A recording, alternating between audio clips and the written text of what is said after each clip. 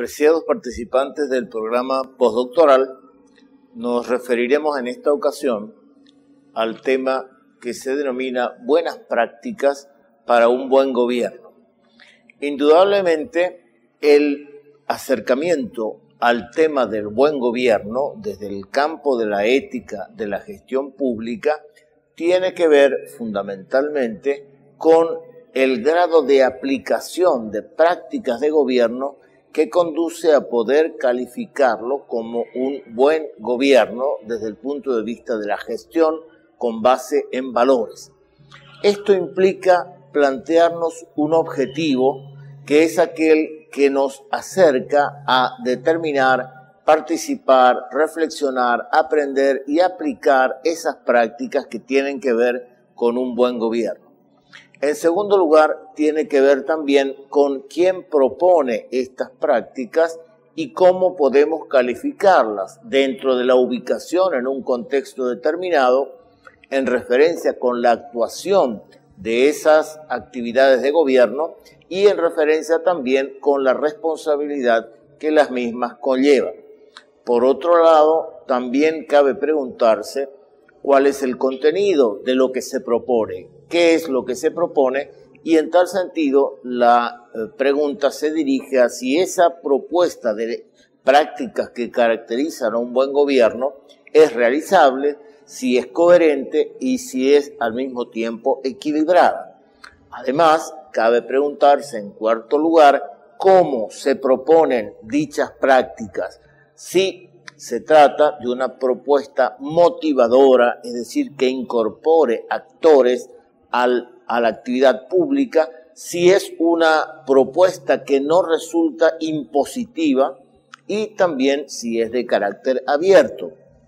Finalmente, en quinto lugar, cabe preguntarse también si las propuestas de buenas prácticas para un buen gobierno se proponen en un nivel de involucramiento que conduzca a incorporar a dichos actores a través de procesos de autoevaluación, de consensos evaluativos y de prácticas de mejoramiento.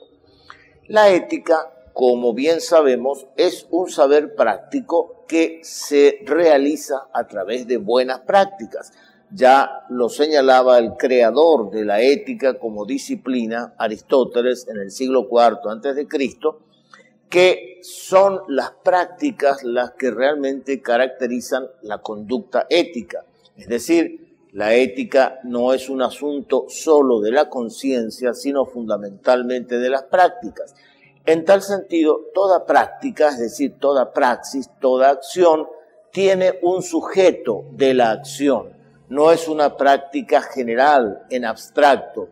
Y ese sujeto tiene como característica principal el hacerse cargo del contenido y del desarrollo de dicha práctica, con lo cual tenemos incorporado una secuencia que va de la iniciativa de la acción a la autonomía que ese sujeto tiene cuando realiza la acción y a la responsabilidad que dicha acción genera en el sujeto que la lleva adelante. Efectivamente, el ser humano, como se ha determinado ampliamente en el transcurso de la historia de la ética, es un constructor de realidad. Es alguien que construye realidad, que interactúa con muchos elementos para dar lugar a la realidad, en este caso, de un buen gobierno. El ser humano es agente realizador de ese proyecto de un buen gobierno. Al mismo tiempo, para ello debe adaptarse a las condiciones en las cuales se está proponiendo la iniciativa de un buen gobierno.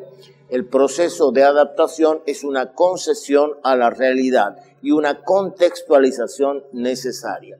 Por otro lado, ese mismo ser humano es también un agente transformador, transforma la realidad a través de su poder de intervención sobre la misma y, aunado a ello, su poder de innovación, el hecho de crear conocimiento y prácticas innovadoras. Y por otro lado, como no puede ser de otra manera, mejora los procesos en los cuales se encuentra involucrado a través de actividades de valorización del punto de partida de la acción de gobierno y también de su perfeccionamiento.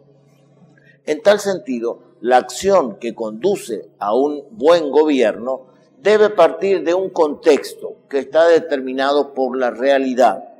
Debe tener igualmente referencia a un contenido dado por la potencialidad de desarrollo de ese contexto y debe apuntar a unos resultados que constituyen la finalidad de dicho proceso.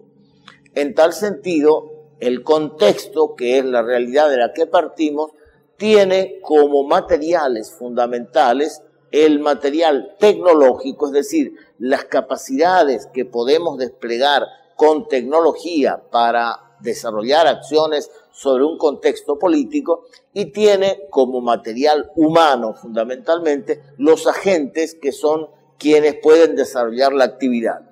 Como contenido que representa la potencialidad de las buenas prácticas, tenemos que el ser humano puede elegir el contenido y en este sentido ejerce su libertad. Necesariamente, igualmente, dentro del contenido tenemos que optar por el desarrollo de ese contenido de una acción política y darle a ese contenido el carácter de innovación. Y en cuanto a los resultados, precisamente porque un buen gobierno constituye el progresivo despliegue de un proyecto político, esos resultados de la acción política deben medirse en términos de logros de un proyecto, en términos de calidad del alcance de dichos logros y en términos de la excelencia que podemos encontrar en esos logros.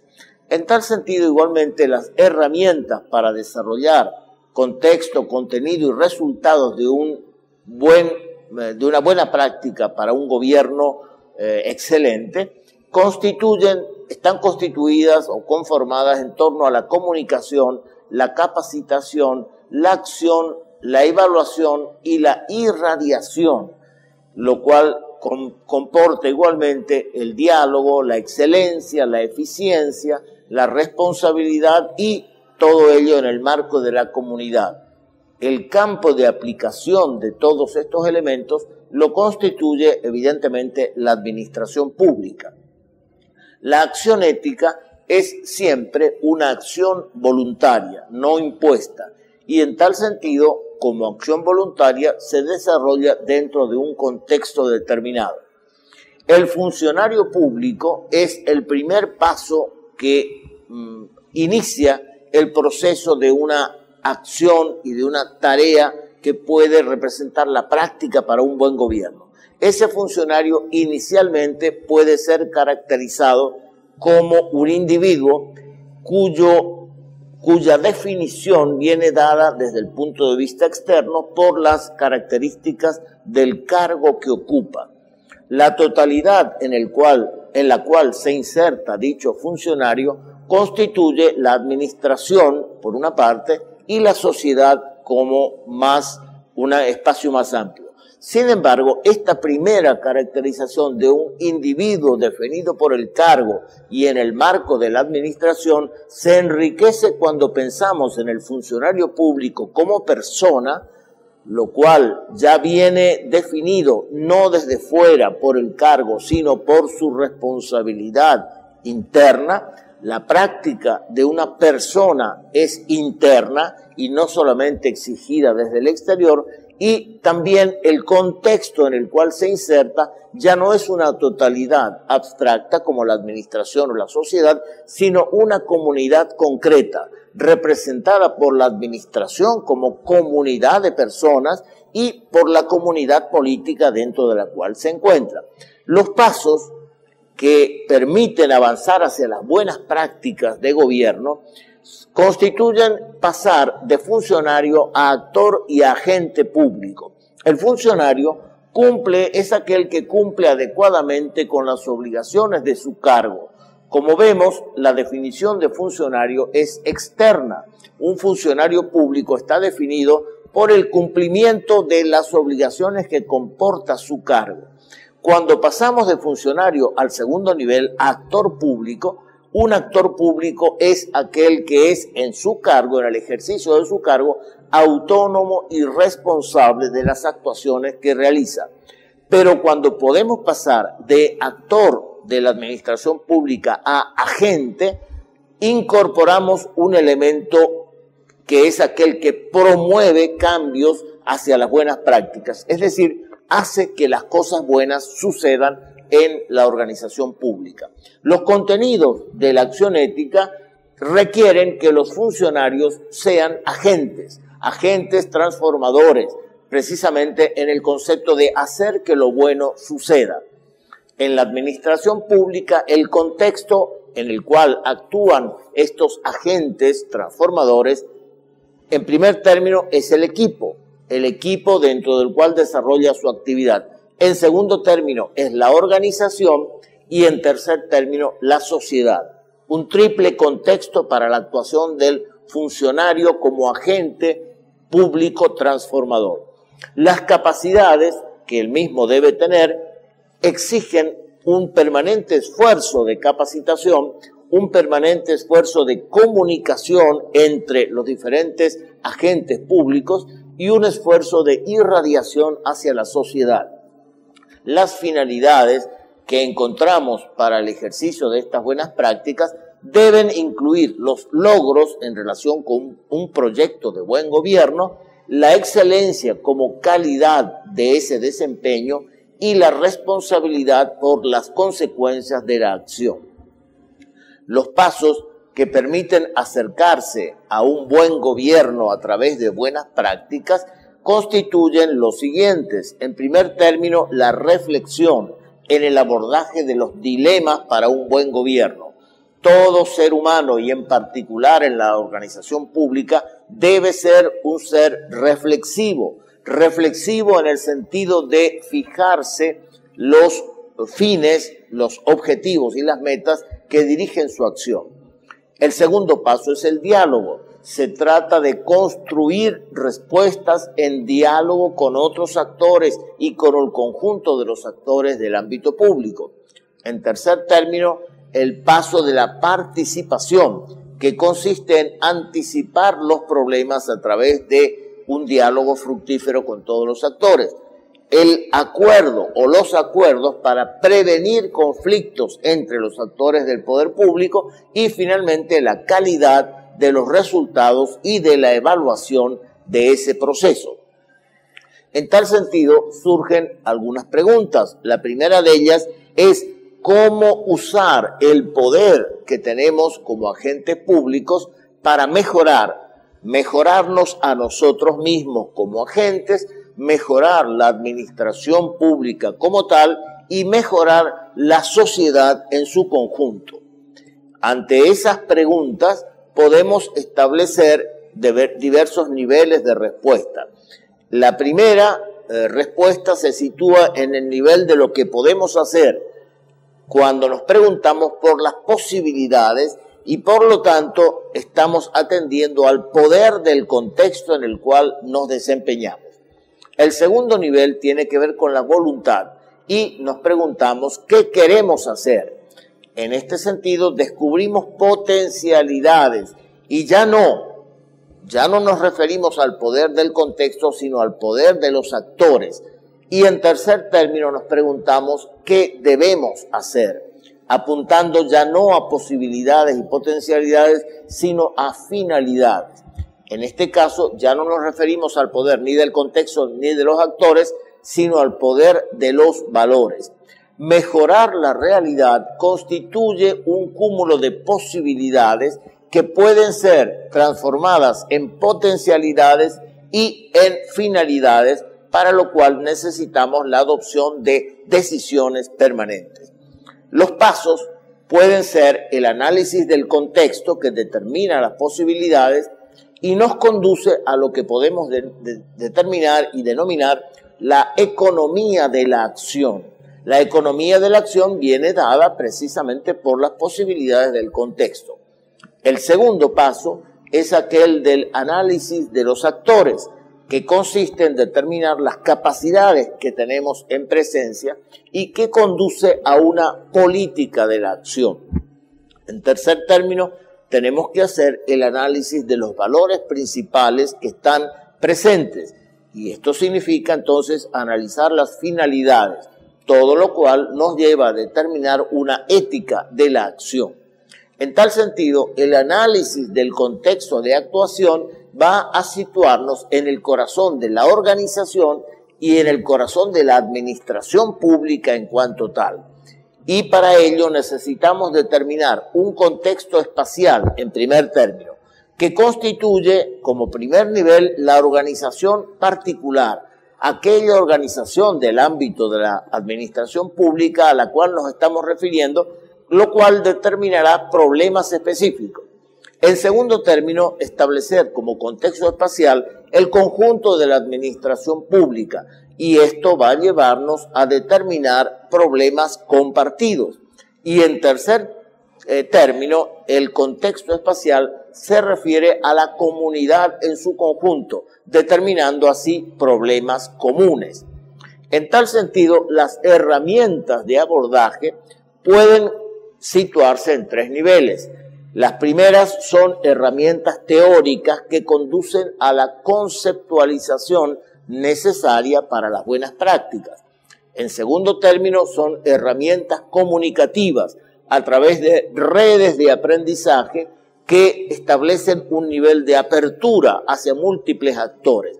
Y en tercer término, herramientas de carácter práctico, talleres, actividades conjuntas de formación y capacitación. El segundo nivel del contexto, el primero en el contexto espacial, se trata ahora de un contexto epistemológico. Es el contexto del conocimiento y establece en primer término un contexto de descubrimiento.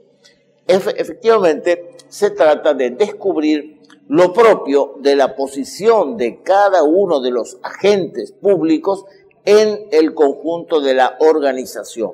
Descubrir lo propio es descubrir el aporte que podemos hacer en la organización. Precisamente, el segundo nivel es descubrir lo propio del aporte que cada agente público puede ofrecer. Y en tercer término, descubrir y desarrollar perspectivas convergentes entre los múltiples aportes. El segundo contexto dentro del elemento del conocimiento constituye el contexto de justificación. Y el primer paso de este segundo contexto es justificar la propia actividad como aporte valioso a la organización. El segundo paso del contexto de justificación es fundamentar las prácticas ejercidas según el bien que queremos lograr. El tercer contexto que queremos establecer para las buenas prácticas es el contexto ético que conduce a determinar la relación entre el saber y la sabiduría, el saber político y la sabiduría ética. Y en tal sentido, el primer nivel del contexto ético es el contexto de educación. Se trata en este contexto o en este nivel de impulsar la formación continua, tanto técnica como ética. Para ello necesitamos entonces desarrollar la reflexión para el desempeño valioso, y ello nos relaciona con el bien que queremos realizar en la gestión pública. Y en tercer término, dentro de este contexto de educación, promover conductas de autonomía y de cooperación. El segundo nivel del contexto ético es el contexto de innovación. Se trata de aportar novedad valiosa y significativa tanto a la organización como a la sociedad. Es decir, cada quien estableciendo una creatividad y una novedad en lo que es el resultado de su actuación. Se trata, dentro del contexto de innovación, igualmente de cultivar el pensamiento crítico y abierto. El tercer nivel del contexto ético es el contexto de evaluación, que exige permanentemente un monitoreo continuo y ajustes periódicos de la actuación, precisamente en segundo término para asegurar el desarrollo de consensos evaluativos. El análisis del entorno social de la organización debe hacerse precisamente en orden a las buenas prácticas desde valores compartidos y valores comunes. Las dimensiones en las que estableceremos esa relación consisten en primer término en una dimensión social. ¿Cómo se inserta el servicio público en la sociedad? A esta pregunta respondemos estableciendo los vínculos del servicio público con organizaciones sociales. En segundo término, respondemos preguntándonos por el nivel de información, estrategia, liderazgo, aprendizaje y apoyo a esos elementos de la sociedad. En tercer término, respondemos preguntándonos cuáles son los valores compartidos y que podemos desarrollar en conjunto con la comunidad. Aquellos valores que se pueden privilegiar en tal sentido son, entre otros, los de la solidaridad, la eficiencia, el servicio, la cooperación y el diálogo. En segundo término, tenemos la dimensión política, que establece la relación no solo con actores sociales, sino ya en este caso con actores políticos, y ello en vistas a la compatibilidad, el equilibrio, la imparcialidad con la cual debe moverse el agente público. Los valores principales en presencia son, entre otros, el respeto, la equidad, la justicia y la prudencia. Y en tercer término podemos mencionar la dimensión económica, siempre dentro del contexto que estamos trabajando. Esa dimensión económica consiste en la relación tanto con empresas públicas y privadas o grupos internacionales y también la relación con el financiamiento, apoyo, colaboración mutua e información. En tal sentido, los valores principales en esta dimensión lo constituyen la honestidad, la transparencia, la integridad, la justicia, la cooperación y la confianza. En cuarto lugar, la dimensión educativa, que tiene que ver con la relación con sectores educativos públicos, privados y multilaterales. Y esa relación apunta a establecer acuerdos y convenios para la formación ética, estableciendo para ello redes de aprendizaje. Los valores principales en este campo son la creatividad, la dignidad, la cooperación, la solidaridad. En quinto lugar, la dimensión cultural. Necesitamos plantearnos, en este caso, iniciativas permanentes hacia actores culturales de la sociedad, y ello para establecer una visión y una práctica intercultural. Aquí los valores principales en presencia son el respeto, la tolerancia y el aprendizaje. De este modo, tales propuestas de prácticas en los diferentes niveles y dimensiones establecidos pueden hacer realidad la afirmación de Aristóteles en el comienzo de la ética y la política. Según Aristóteles, un buen gobierno está hecho de buenas prácticas, pero las buenas prácticas son las que tienen que llevar al buen gobierno. Hay una mutua implicación entre el buen gobierno como modelo de actuación pública y las prácticas buenas que son el ejemplo efectivo en el cual se construye dicho modelo.